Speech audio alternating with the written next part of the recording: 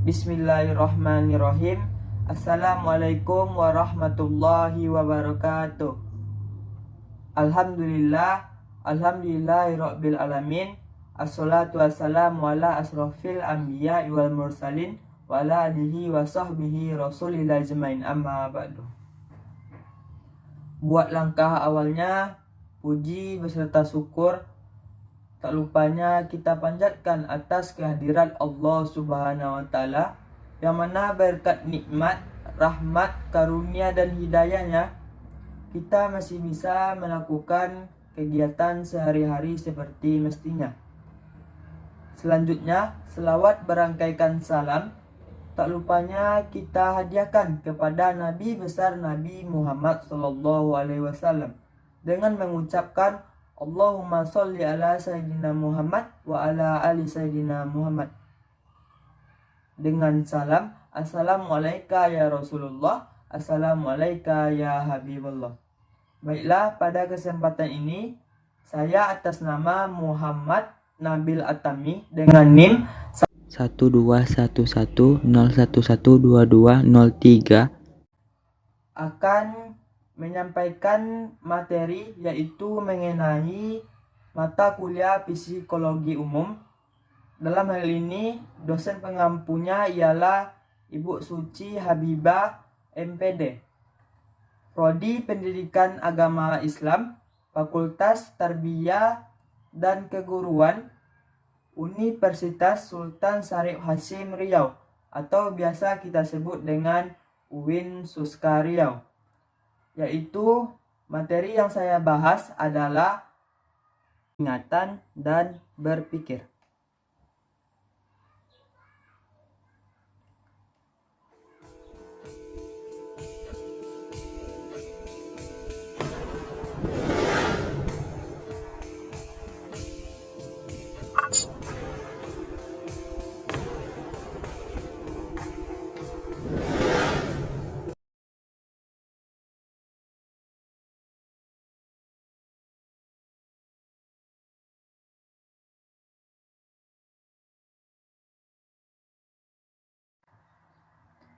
Pengertian ingatan. Daya ingat merupakan ahli bahasa dari kata memori. Pada umumnya, para ahli memandang daya ingat sebagai hubungan antara pengalaman dengan masa lalu. Seseorang dapat mengingat sesuatu pengalaman yang telah terjadi atau pengetahuan yang telah dipelajari pada masa lalu. Jadi, dapat disimpulkan bahwa daya ingat adalah kemampuan individu untuk menyimpan, memproses, dan memunculkan kembali pengalaman, baik itu berupa data ataupun informasi yang telah didapatkan pada masa lalu untuk masa yang akan datang, dengan mempertimbangkan situasi dan kondisi sendiri. Selanjutnya, pengertian berpikir. Berpikir adalah suatu proses dialektis, artinya selama kita berpikir, pikiran kita mengadakan tanya jawab dengan pikiran kita untuk dapat meletakkan hubungan-hubungan antara ketahuan itu sendiri. Dengan tepat, pertanyaan itulah yang memberi arah kepada pikiran kita. Selanjutnya, pengertian berpikir menurut beberapa ahli. Ahli-ahli psikolog menganggap bahwa berpikir adalah kelangsungan tanggapan-tanggapan kita ketika subjek berpikir pasif. Plato beranggapan bahwa berpikir adalah berbicara dalam hati. Pendapat yang lain, sehubungan dengan pendapat Plato, berpikir adalah aktivitas ideasional.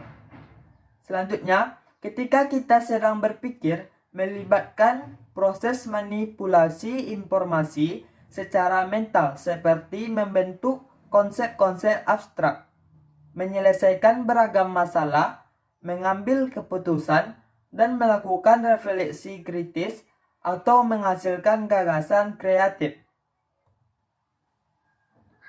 Proses ingatan. Sebelum seseorang mengingat atau mencari informasi di sebuah kejadian masa lalu, ada beberapa tahapan yang dilalui ingatan tersebut untuk dapat muncul kembali. Berpendapat bahwa para ahli psikologi membagi 3 tahapan, yaitu yang pertama, memasukkan pesan dalam ingatan, encoding.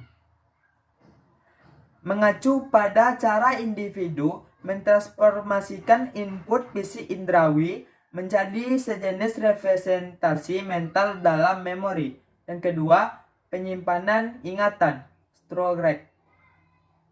Mengacu pada cara individu menahan informasi yang sudah disimpan dalam memori. Yang ketiga yaitu mengingat kembali, retrieval. Mengacu pada bagian individu memperoleh akses menuju informasi yang sudah disimpan dalam memori. Selanjutnya, proses berpikir. Proses berpikir menurut beberapa pendapat ialah yang pertama, menurut ilmu jiwa asosiali, yaitu bahwa berpikir itu berlangsung secara mekanis, menarik tanggapan yang sejenis dengan tanggapan tak sejenis. Yang kedua, menurut ilmu jiwa apersepsi, dalam proses berpikir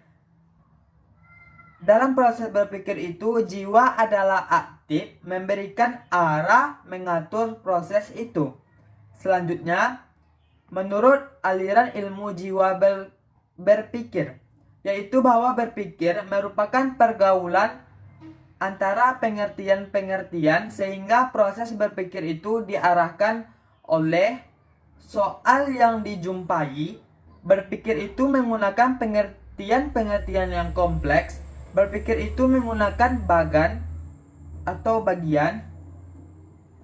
Selanjutnya, berpikir itu memerlukan cara-cara tertentu. Selanjutnya, fungsi ingatan. Memori memiliki fungsi-fungsi khusus dan perannya dalam membantu aktivitas tubuh manusia. Berikut ini merupakan beberapa fungsi dari memori. Yang pertama, encoding atau memasukkan informasi, menerima informasi. Encoding merupakan proses persepsi dari informasi yang didapat, kemudian dirubah menjadi memori organisme.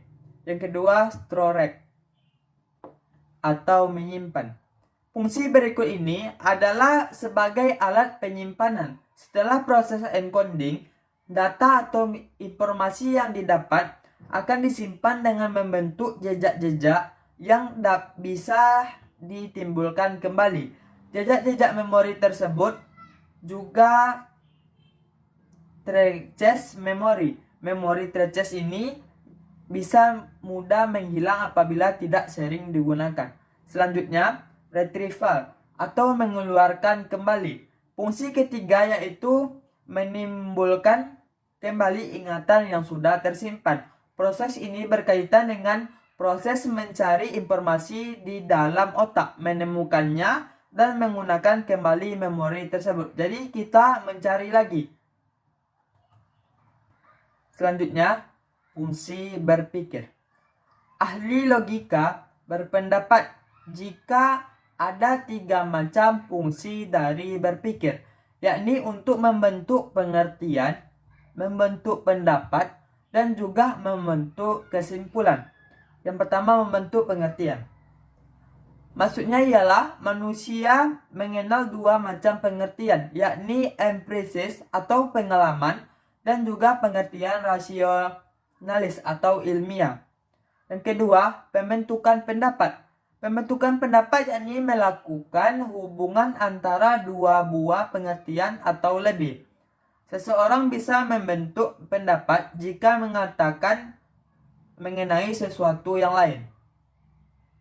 Masing-masing pendapat ini nantinya akan dituangkan dalam bentuk kalimat yang terdiri dari pokok kalimat dan juga sebutan. Pokok kalimat berisikan tentang satu individu yang disebut dengan pendapat individual. Dan jika pokok kalimat berisi beberapa individu, maka disebut dengan pendapat partikular. Selanjutnya yang ketiga, pembentukan keputusan atau penarikan kesimpulan. Membentuk kesimpulan adalah membentuk suatu pendapat yang berdasar atas pendapat-pendapat yang lain. Yang selanjutnya ialah hubungan ingatan dan berpikir.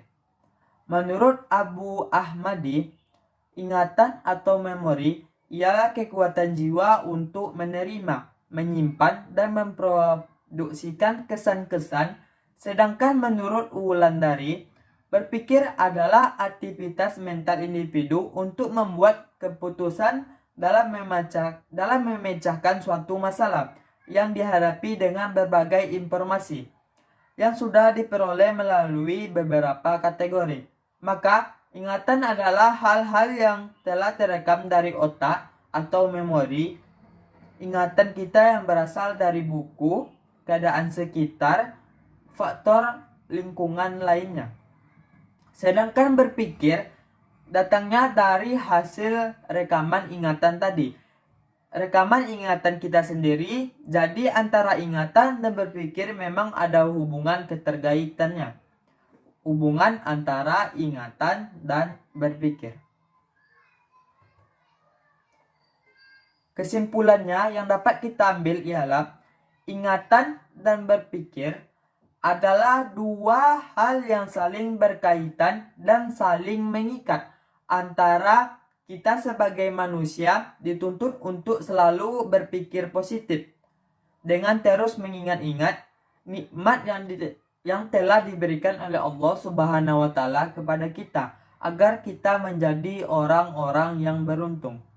Berpikir positif bukan berarti mengingat dan menghayalkan hasil yang bisa tercapai tanpa sebuah proses, tetapi dengan cara berpikir akan membuat kita menjadi nyaman dalam menjalankan atau menjalani segala proses yang akan dijalani, dengan harapan bisa tercapai sesuai dengan hasil yang diinginkan. Selalu mengingat dan meyakini bahwa berpikir positif bisa menarik keberuntungan ke dalam lingkaran yang baik, sehingga hati menjadi lebih lapang serta memiliki pikiran yang luas. Sekian penjelasan materi dari saya. Apabila ada kata-kata yang salah, itu datang dari saya pribadi. Apabila ada yang benar, itu datang dari Allah Subhanahu wa taala. Wabillahi taufiq wal hidayah, waridho wal hinayah. Wassalamualaikum warahmatullahi wabarakatuh.